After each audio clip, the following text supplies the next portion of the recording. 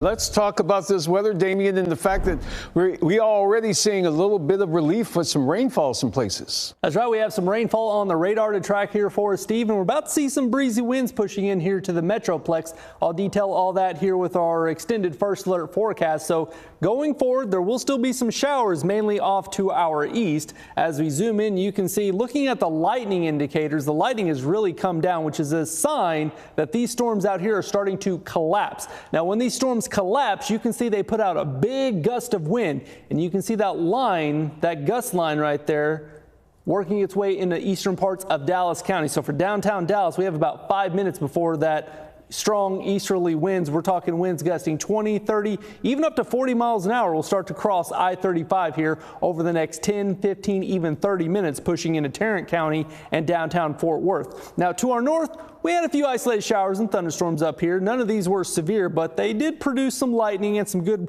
brief heavy downpours of rainfall, which this time of year will take every drop of rain we can get. But overall, you can see the rain has really come down here with some of these storms. So we're going to be watching this very closely here as we go forward. But overall, weather headlines as we head throughout the next couple of days, I'm tracking lows in the 80s, very mild for this time of year. And yes, highs will continue in the hundreds here as we head throughout the next couple of days. But yes, it does look like, unfortunately, I'm tracking back to school heat with some possible heat advisories in the forecast as we head throughout. It looks at mainly Wednesday, Thursday, and into Friday. So that first week of school here, the first full week of school for majority of North Texas, yes, it's going to be hot. Heading into tonight, overnight lows will be a mix of upper 70s to low 80s, and highs tomorrow, yes, climbing into the 100s. Looks like it's going to be our 7th consecutive day in the 100s. But as we look at the next 10 days here on the map, I do want to point out one day it looks like we get relief here from the triple digits. Tomorrow,